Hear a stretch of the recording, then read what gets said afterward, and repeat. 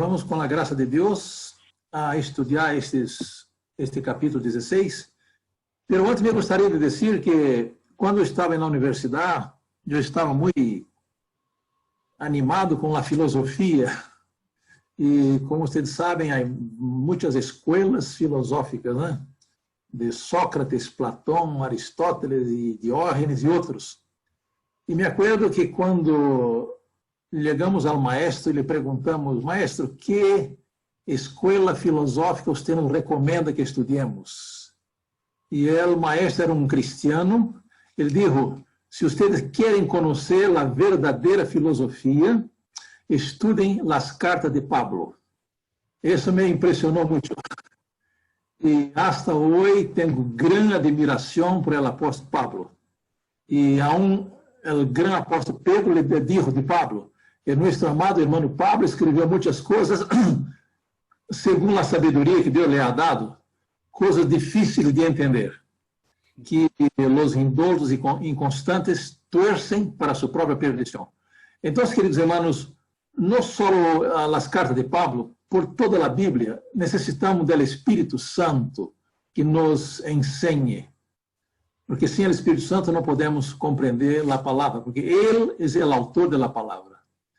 E desde que comecei a estudar as cartas de Pablo, começando com Romanos e Coríntios e Gálatas e outros hebreus, cada vez nos quedamos mais animados em estudar a palavra de Deus que utilizou o apóstolo Pablo. E Lutero dizia que a carta aos Romanos deveria ser memorizada, porque os reformadores, especialmente Lutero, Calvino e outros, eles entendiam que a carta de Pablo aos Romanos é a clave para entender o Evangelho e, por supuesto, toda a Bíblia. Então, Lutero disse que deveríamos, o ideal seria que memorizássemos toda a carta de Pablo aos Romanos. E a irmã Helena habla que Deus o inspirou e que ele tinha em vista ajudar as igrejas de seu tempo. Não imaginava que a carta aos Romanos seria uma bendição todas as épocas. Eu creio, mano, que vocês que acompanharam capítulos anteriores já aprendemos muito, aunque há muito que aprender, porque nós outros somos muito limitados. Então, mano, com a graça de Deus, vamos estudar hoje o capítulo 16 de Romanos. E Romanos é dividido em 5 partes. Romanos 16 está dividido em 5 partes. No versículo 1 e 2, aqui aparece recomendações de Pablo. Del versículo 3 ao 16, há saludos personales. São mencionados 26 nomes. Capítulo terceira divisão, admonições, versículo 17 ao 20. O quarto ponto, saúde dos companheiros de Pablo, versículo 21 ao 24. São mencionados 8 nomes. E a doxologia, versículo 25 ao 27. Irmãos, algumas pessoas pensam assim, pero aqui, capítulo 16, Pablo só menciona os nomes, dá saludos, não é tão importante. Pero, em realidade, irmãos, temos muito que aprender de este capítulo. Por exemplo, irmão, aqui em el primeiro versículo de Pablo, ele dá recomendações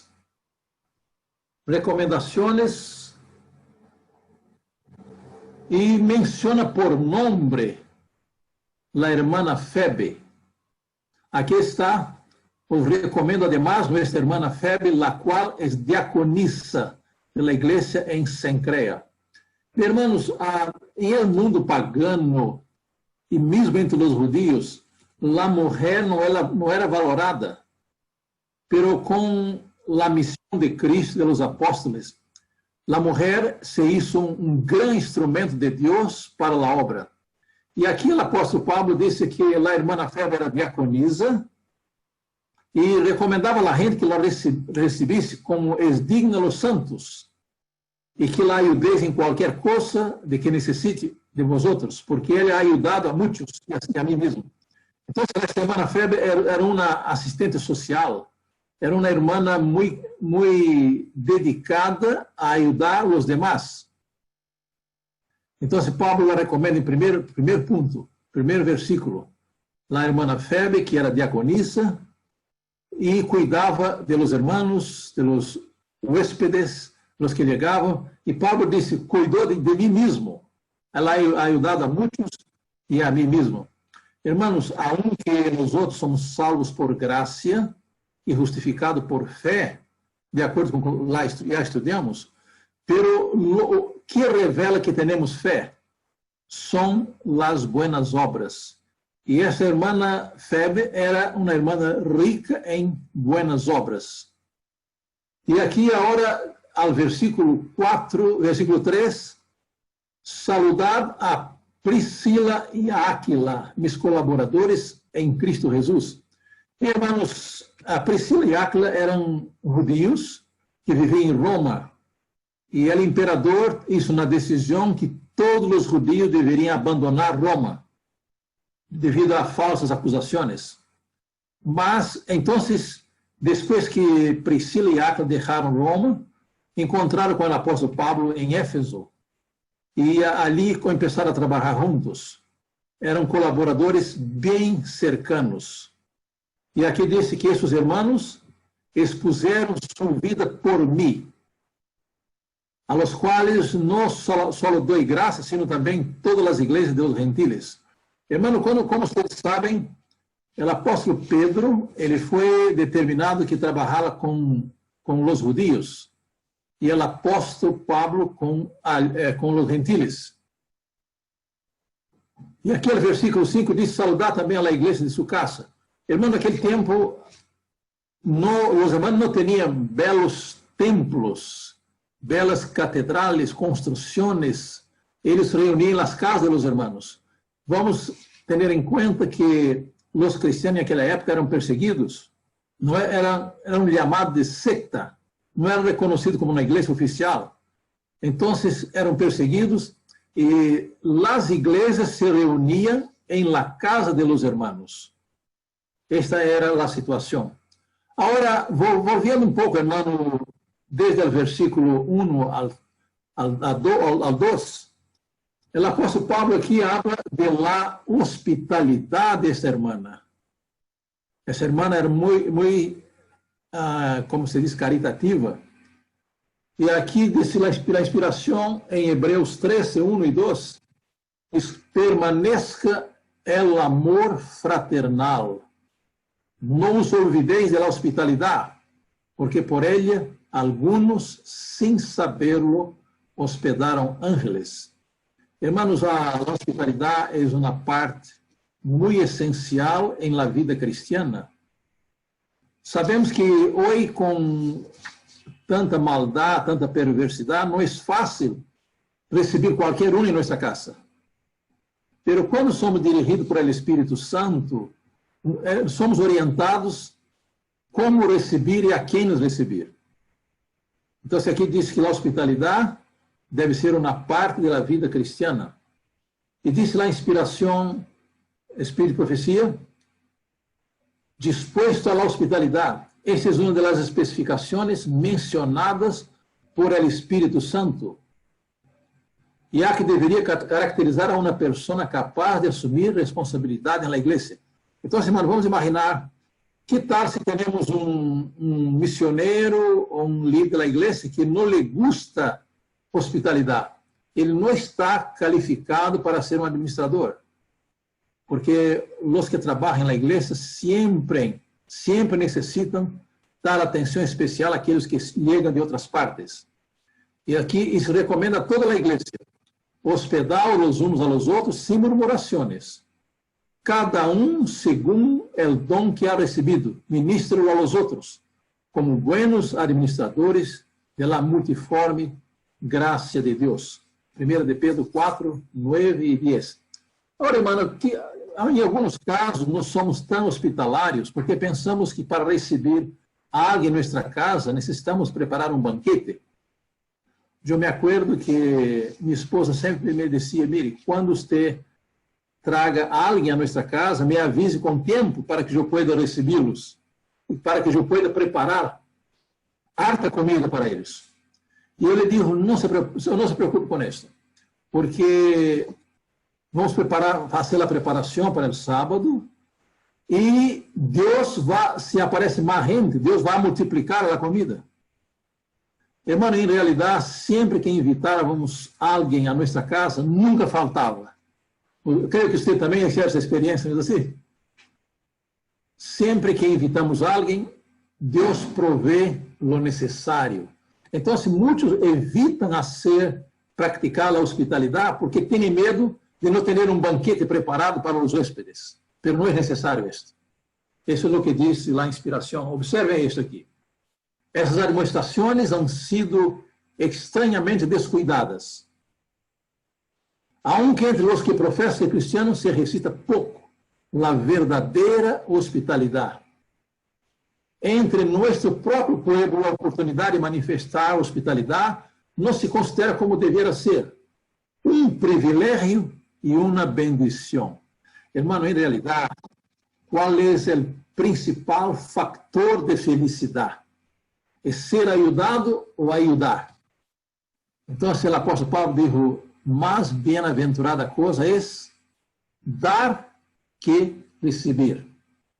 E aqui disse, a sociabilidade é escassa e a disposição pouca para ser lugar para os 2 ou 3 mais na mesa familiar. Alguns aduzem que é demasiado trabalho. Não seria assim se dijéramos, não hemos hecho preparativos especiais, pero lhe oferecemos gostosos no que temos. O hóspede inesperado aprecia uma bem-vinda tal muito mais que a mais elaborada preparação para recebê-los. Então, irmão, vamos aprender que para ser hospitalários não necessitamos preparar um banquete. Necessitamos preparar algo, invitar a gente e pedir a bendição de Deus. E seremos bendecidos. Agora, irmão, vamos adelante. Aqui o apóstolo Pablo disse de Febe. Os recomendo además nuestra hermana Febe, la cual es diaconisa. E el Espírito de Profecia disse, Febe havia atendido ao apóstolo e se destacava por sua hospitalidade para os forasteiros que necessitavam cuidados. Seu exemplo deve ser imitado por las igrejas de hoje. Então, queridos irmãos, vamos ter em conta que a hospitalidade é parte essencial da vida cristiana. O apóstolo Santiago disse de uma maneira muito prática, né? Ele disse, se alguém vem na sua casa e diz, amigo, mire, tenho hambre e tenho frio. E ele disse assim, ok, você pode ir à sua casa, eu vou orar por você. Não lhe dei nada. Que proveito tendrá disto? Nenhum proveito. E, já mencionamos que Pablo tinha um companheirismo muito especial com Priscila e Áquila. E os dois também eram profissionais em preparar tendas. E eles trabalhavam com o apóstolo Pablo. Eram companheiros muito úteis. Vamos ao versículo 5. Saludad a Maria, la qual ha trabajado muitos de vosotros. Irmão Pablo aqui, ele exalta a participação de los hermanos em la igreja, em seu trabalho. Pablo era um bom líder, um bom administrador. Ele, como ministro, não trabalhava solo. Ele involucrava a igreja. Ele involucrava as pessoas, os preparava. Pablo tinha a costumbre de, logo que formava uma igreja, lá organizava, ordenava ancianos e organizava a igreja para o trabalho. E aqui encontramos Pablo dando uma lista de nome de pessoas que eram seus colaboradores. E nem todos eram apóstolos, eram laicos que participavam na obra do Evangelho. Aqui, versículo 6, diz: saludad a María, la cual ha trabajado mucho entre vosotros. E agora ele menciona Andrônico e Junias, mis parientes. Alguns comentaristas dizem que a expressão parientes quer dizer que eram judios, não eram de outros países. Esse é um comentário apenas. Eram mis parientes e mis companheiros de prisiones, los quais são muito estimados entre os apóstolos, e que também foram antes de mim em Cristo. Então, se Pablo está dizendo que essas pessoas se haviam aceitado a Cristo antes de Pablo. Sabemos que a Igreja de Roma foi organizada possivelmente por judios que estavam em Jerusalém e voltaram a Roma e para allá levaram o Evangelho. E aqui Pablo disse também, versículo 8, saludar a Amplias, amado mío em el Senhor, a Urbano, nosso colaborador em Cristo Jesus, Eustaquis, amado mío. Hermanos, vocês percebem que maneira carinhosa Pablo se dirige a seus companheiros. Pablo era um homem muito amável, muito educado, e valorava a contribuição de cada um. Versículo 10, saludar a Apeles, aprovado em Cristo, saludar los de la casa de Aristóbulo. Aqui outra vez, irmãos, quando falava de la casa, não é somente os membros da família, porque em la casa se reunia a igreja. Versículo 11, saludar a Herodion, mi pariente, saludar a los da casa de Narciso, os quais estão em el Senhor. E versículo 12, parece que Trifena e Trifosa eram duas irmãs gemelas que se dedicaram ao Senhor, las quais trabalham em el Senhor. Saludar a amada Pérsida, la qual ha trabajado muito em el Senhor. Aqui menciona também a Rufo, escorrida em el Senhor, sua madre e Mia. Essa é a maneira como Pablo se identificava a si mesmo com essas pessoas. Versículo 16, a Síncreto, a Flegonte, a Hermas, Patrobas, a Hermes, a los hermanos que estão com eles. Saludar a Filólogo, a Júnia, a Nereu e sua irmã. Então, se Pablo, como que Pablo conhecia tanta gente por nome? Ele não apenas memorizou os nomes, ele tinha relação personal com esses irmãos. Pablo, quando organizava uma igreja, ele não a deixava para trabalhar por si. Depois de fazer sua gira missioneira, ele volvia às igrejas que haviam sido organizadas para ver como estavam, para dar-lhes instruções, para corrigir alguns problemas e estimular os irmãos. E aqui, em versículo 16, saludad uns aos outros com o ósculo santo.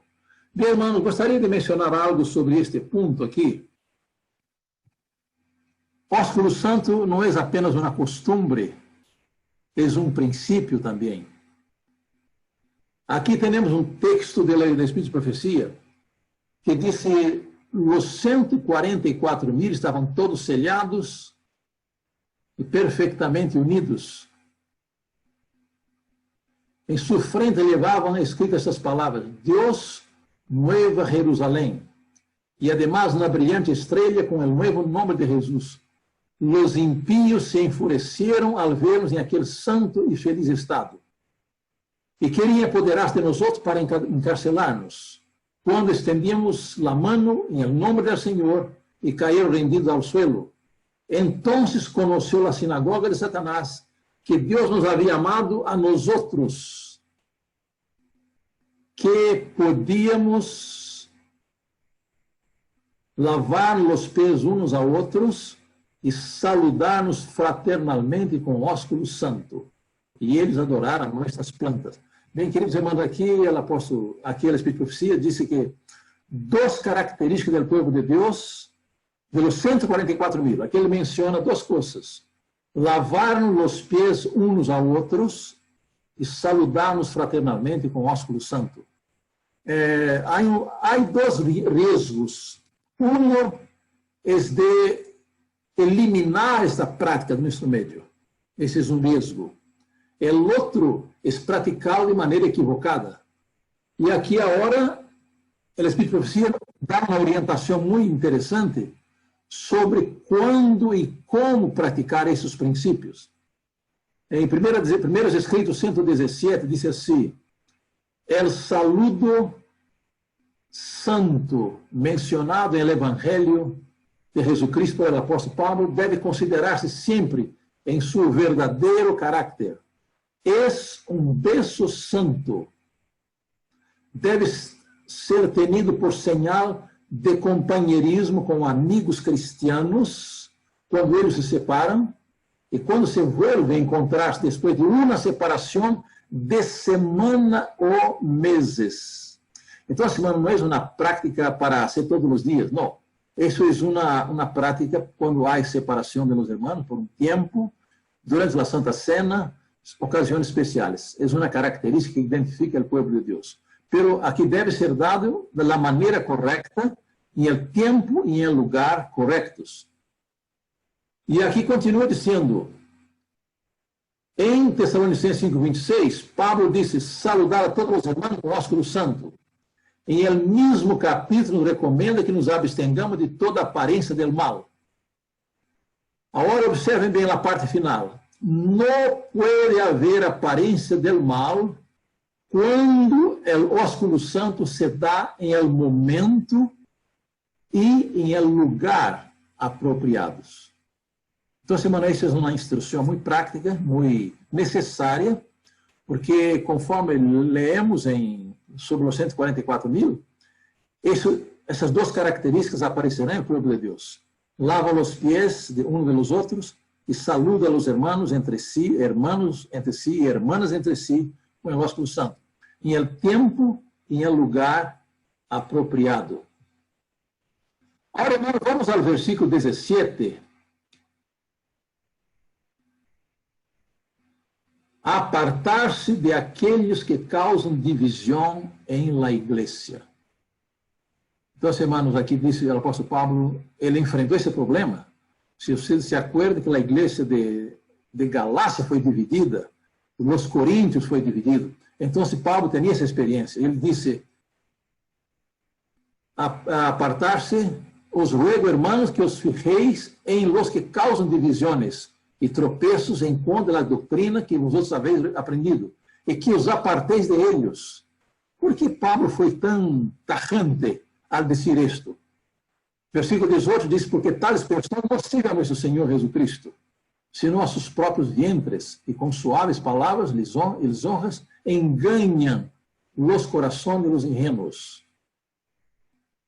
Então, irmão, Pablo foi muito direto al repreender aqueles que causavam divisão na igreja. Agora, observe, irmãos, em Provérbios 6, versículo 16 ao 19, o sábio, inspirado por Deus, disse, 6 coisas aborrece Jeová, e aún 7 abomina sua alma, os olhos altivos, a língua mentirosa, as mãos derramadoras de sangue inocente, o coração que maquina pensamentos iníquos, os pés pressurosos para correr o mal, el testigo falso que habla mentiras, e el que siembra discórdia entre os hermanos. Então, irmãos, aqui está esta classe que cria problemas na igreja, que cria divisão na igreja. Aqui o apóstolo Paulo diz que Deus abomina essas coisas. Aqueles que causam divisão na igreja. Então, semana, por exemplo, se alguém comete uma falta, o que devemos fazer, de acordo com a palavra de Deus? Devemos falar com ele solo. Pero não esparcir na igreja os problemas. Isso cria divisões, cria partidos e traz maldição para a igreja. E o Espírito de Profecia disse também que quase 90% dos problemas da igreja são causados por esta classe de pessoas que siembram discórdia entre os hermanos. Aqui diz o Espírito de Profecia, o inimigo se sentiria feliz de desviar a mente hacia qualquer tema mediante o qual pudera criar divisão de sentimentos e conduzir a nosso povo a la controvérsia. Então, hermano, que é a pessoa que causa divisão na igreja? é um instrumento do inimigo, que é o blanco de Cristo, é que sua igreja esteja unida uns com os outros. E aqueles que causam divisões são instrumentos do inimigo. Qualquer sejam as pretensões de los que se apartam do corpo da igreja para proclamar teoria de sua própria invenção, estão ao serviço de Satanás para pôr em marcha um novo procedimento, com o fim de desviar as almas de la verdade para este tempo. Tenha cuidado de los que se levantam com grande responsabilidade de anunciar a la igreja, los elegidos que estão de pie para hacer frente a las tormentas de la oposição do mundo. Estão levantando os pisoteados mandamentos de Deus para exaltá-los como santos e honoráveis, são certamente a luz do mundo.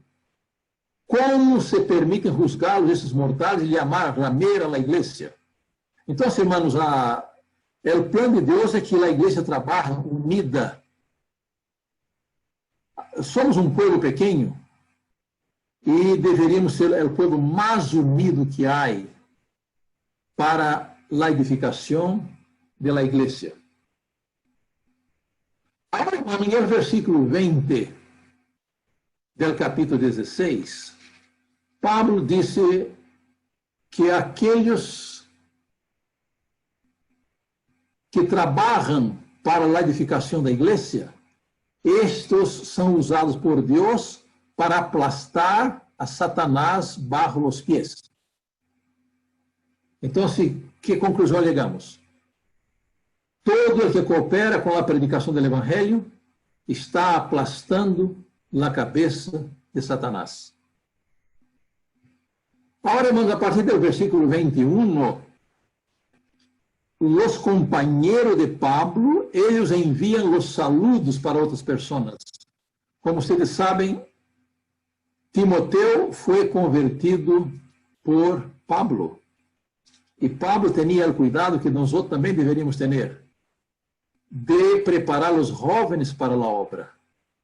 E Pablo viu que Timoteu era um jovem que poderia ser utilizado na obra. E ele se hizo um grande colaborador do apóstolo Pablo. Então, aqui ele disse: o saludo a Timoteu, meu colaborador, Lúcio, Jasón, Sosípater, meus parientes, e Tércio, versículo 22. Meu irmão, Tércio foi o único que escreveu a epístola aos Romanos. Aunque Pablo era autor, ele lo dictava, Tércio era escrivão, ele que escrevia a epístola. E aqui o saludo a Gaio, hospedador mío, toda a igreja, Erasto. Aqui percebemos também que Pablo, em seu trabalho de evangelização, ele alcançava todas as classes sociais da cidade. Aqui em versículo 23 disse: o saludo a Gaio, hospedador mío de toda a igreja, o saludo a Erasto, tesoureiro da cidade, e el hermano Quarto. E como Pablo dizia sempre, ele repetia: la gracia de nosso Senhor Jesucristo seja com todos vosotros. Amém. Então, irmãos, Pablo, se vocês percebem, sempre ao início ou ao fim de sua carta, Pablo exaltava a graça de Deus. E que é a graça? A graça é favor imerecido. A graça é o poder que Deus nos dá para ser sua vontade e para esparcir a mensagem. Então, ele dijo: a graça de nosso Senhor Jesucristo seja com todos vosotros. Amém. Agora, irmão, vamos à parte final.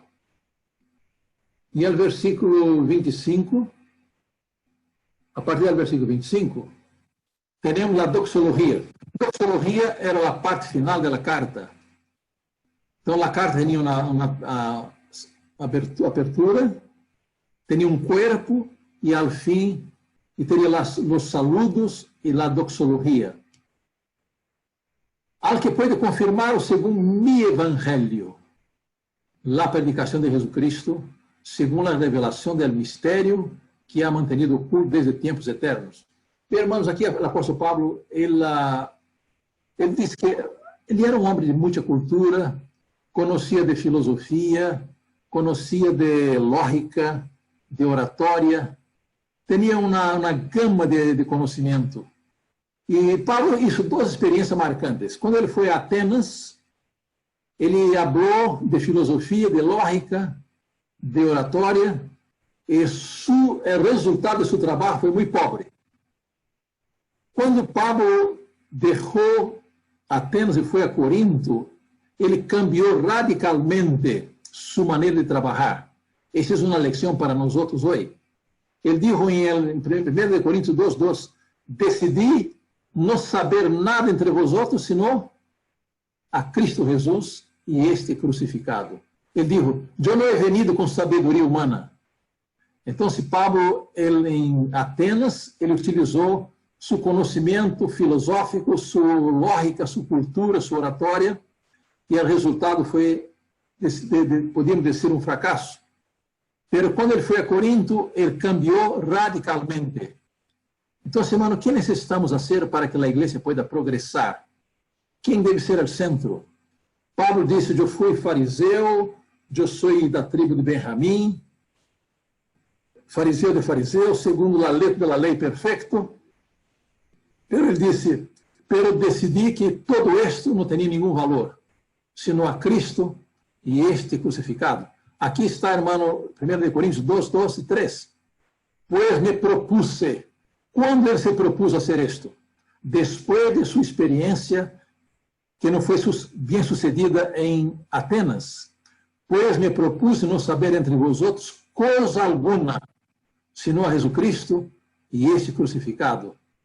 Versículo 3, estuve entre vosotros com debilidade e muito temblor e temor. Hermanos, em 2 Coríntios 12, Pablo teve uma experiência muito interessante. 2 Coríntios 12, ele disse que foi ao terceiro cielo. Ele disse que ele viu coisas allá que não podia nem mencionar, e tão belas. O linguagem humano não podia mencionar isto. Bem, irmãos, ele disse, foi arrebatado ao paraíso, onde ouviu palavras inefáveis, palavras que não se podia dizer, porque a linguagem humana é muito limitada. E agora ele disse, para que eu não me exaltar, versículo 26, sin embargo, se quiser gloriar-me, não seria insensato. Agora observe, irmão, versículo 7. Para que a grandeza das revelações não me exaltasse desmedidamente. Meu irmão, qual seria a tendência de um que tuvo uma visão do terceiro cielo? Ele poderia pensar que ele tinha um privilégio muito especial, que era superior a los demás. E que disse Pablo?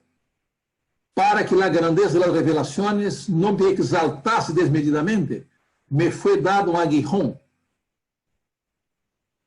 um mensageiro de Satanás, que me abofeteie para que não me enalteça sobremaneira. Então, hermano, o que hizo Deus para que Pablo não se exaltara? Le deu um aguijón. E os irmãos sabem que aguijón era este. A inspiração disse que Pablo, quando tuvo seu encontro com Jesus em Damasco, em estrada de Damasco, ele quedou cego. E depois Ananias foi utilizado por Deus para restituir a visão de Pablo. Pero Pablo seguiu com problema na visão por toda a sua vida. E ele orou várias vezes ao Senhor que lhe curara. E o Senhor disse, Pablo, não me hable mais de isto. Mi gracia os basta. Então, se Pablo aprendeu uma grande lição, que é útil para nós outros hoje também, na parte final do capítulo 12, vamos ao versículo 8, que disse Pablo, por lo qual, por amor de Cristo, versículo 8, respeito aos quais 3 vezes rogado ao Senhor, lo quite de mim. E me ha dito, basta-te mi gracia, porque mi poder perfecciona na debilidade. Irmão, aqui há uma lição muito profunda. Irmão, quando pensamos que somos fuertes, temos êxito, somos bem-sucedidos no trabalho, e temos capacidade, talentos, então estamos em peligro. Quando pensamos que somos fuertes, caímos. Pero quando reconhecemos nossa debilidade, somos fuertes. Observem bem, hermanos, o versículo 10. Por lo qual, por amor de Cristo, me gozo em las debilidades e afrentas, em necessidades, em persecuções e em angústias. Porque quando sou débil, entonces sou fuerte. O que quer dizer o apóstolo Pablo? Hermano, quando eu penso que sou fuerte, estou em perigo de cair-me. Quando reconozco minha debilidade, minha nulidade, minhas limitações humanas, então eu confio solamente em Cristo. Então sou fuerte em Cristo. Bem, hermano, vamos volver outra vez a Romanos 16, 25 ao 27. Pablo habla ali del mistério. Irmãos, quando estudamos o Evangelho, encontramos muitos mistérios que creemos, mas não sabemos explicar. Por exemplo, aqui, no versículo 25, diz algo que pode confirmar, segundo o Evangelho, a predicação de Jesucristo. Hermano, Jesucristo é um mistério revelado no totalmente. Por exemplo, como podemos explicar que Jesucristo se hizo na celda para ser reproduzida em el vientre de Maria? Há explicação para isso? Não há. Isso é um mistério. Aqui, segundo a revelação do mistério, há parte do mistério que é revelada, há parte que não podemos compreender por nossas limitações humanas. Eu me acordo que uma pessoa disse assim: eu não sei explicar como que uma vaca negra come, como se diz, erva verde. Pasto verde. Pasto verde, né? Produz leite branca, mantequilla amarilla.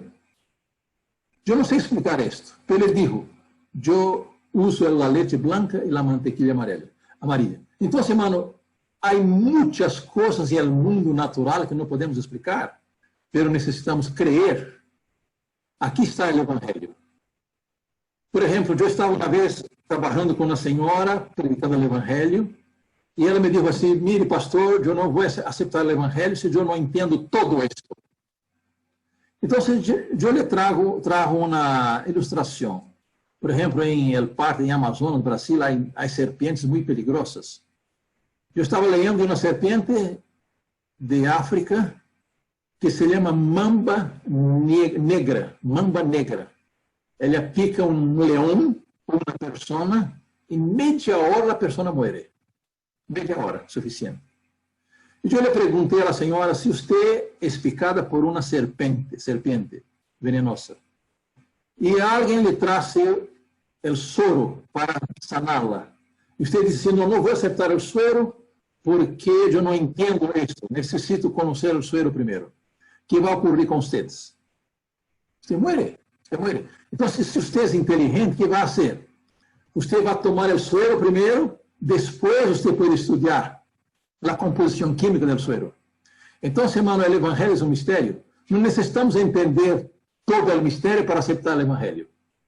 Vamos aceitar-los, crer em Jesus como nosso Salvador, e à medida que permanecemos nele, ele vai abrindo para nós outros o significado do Evangelho. E a Bíblia diz que o Evangelho que é o poder de Deus para a salvação de todo aquele que crê. Porque o Evangelho é revelado a justiça de Deus. Como está escrito, el justo viverá por sua fé. E o versículo 26 diz: pero que ha sido manifestado agora, que por as escrituras dos profetas, segundo o mandamento de Deus eterno, se ha dado a conhecer a todas as gentes para que obedeçam a la fé. Então, queridos irmãos, o apóstolo Pablo, em 1 Coríntios 1, disse que a sabedoria de Deus é loucura para os homens, e a sabedoria de los homens é loucura para Deus. Agora, como conhecer o Evangelho? Primeiro necessitamos aceitá-lo, e à medida que permanecemos em Cristo, Deus nos vai abrindo a mente para compreender a razão, a lógica do Evangelho. Então, primeiro aceitamos para depois entender. Então, queridos irmãos, de acordo com o apóstolo Pablo, Cristo, Ele é o Evangelho. Ele diz assim, porque eu sei em quem he creído, lo qual me dará em aquele dia o prêmio de la soberana vocação em Cristo Jesus. Agora, hermano, ao versículo 27, o apóstolo disse que é o único que deve receber a glória é Deus e a divinidade Jesucristo. Então, hermano, os seres humanos não merecem nenhuma glória. Toda a glória deve ser atribuída ao Senhor. Ele é autor e consumador da fé. Então, queridos irmãos, hoje vimos solamente uma parte para compreender o Romanos 16, mas seria bueno que estudáramos com mais profundidade, porque aqui não é apenas uma lista de nomes que aparecem das pessoas com quem Pablo se relacionava. Aqui há ensinanças divinas que servem para edificar a igreja. Repassando, por exemplo, Pablo saluda os irmãos, ele exalta, ele elogia aqueles que dedicam seus talentos para a causa de Deus, ele exalta a hospitalidade, ele habla de ósculo santo, ele habla que devemos ser cuidadosos com aqueles que criam divisão na igreja, exalta o Evangelho como a essência de seu trabalho e dedica toda a glória ao Senhor Deus. Então, queridos irmãos, que Deus nos bendiga a todos para que consideremos estas recomendações, os saludos, as recomendações, consideremos Cristo como o centro da palavra. A irmã Helena disse assim, colgado em la cruz, Cristo era o Evangelho. Então, o Evangelho não é somente uma doutrina. Alguém disse assim, o Evangelho não é uma doutrina, o Evangelho é a doutrina, é a essência. Então, se queremos que nossa igreja progresse, não somente em números, mas em espiritualidade, devemos exaltar a Cristo em todos os momentos. Cristo deve ser o centro de nossa predicação. Hermanos, o ideal para que tenhamos uma igreja que prospere. Quando falamos de profecias, Cristo deve estar em el centro da profecia. Quando falamos de reforma para a saúde, devemos exaltar o pão de vida. Quando falamos de la indumentária, devemos falar de la justiça de Cristo, que é a vestidura que nos prepara para o reino de los cielos. Então, irmãos, Cristo deve ser o centro. E Pablo, em Gálatas 6,14, ele diz que não se gloriaria em nada mais, senão em Jesus Cristo e este crucificado. Irmão, Cristo deve ser o centro de nossa vida personal, Cristo deve ser o centro do lugar, Cristo deve ser o centro da igreja, Cristo deve ser o centro de nossa predicação. Algumas vezes, irmão, me quedo preocupado que eu estava em uma igreja e os irmãos estavam fazendo um seminário de saúde e perguntei, irmãos, por que não falamos de Cristo? Não, irmão, vamos deixar para o fim, porque a gente pode ter prejuízo. Pero, irmãos, Cristo deve ser o centro. Se falamos de reforma para a saúde, Cristo deve ser o centro, é o pão de vida. Se falamos de indumentária, Cristo deve ser a indumentária que nos prepara para o cielo. A profecia, Cristo deve ser o centro da profecia. Por exemplo, um irmão estava predicando Daniel capítulo 2 e falou muito de Nabucodonosor, de Babilônia, de Medo-Pérsia, Grécia, Roma. E quando chegou em la piedra, ele disse, irmão, nosso tempo é agotado. Não há tempo para la piedra. Então, irmãos, pero o centro da profecia é Cristo. Deus nos ajude para que podamos ter Cristo como em seu devido lugar, para o progresso da igreja, para alcançar as almas que estão perdidas no pecado. Que Deus nos bautize com seu Espírito, para que sejamos instrumentos em suas mãos para exaltar a Jesus. Este é meu desejo e minha oração. Amém.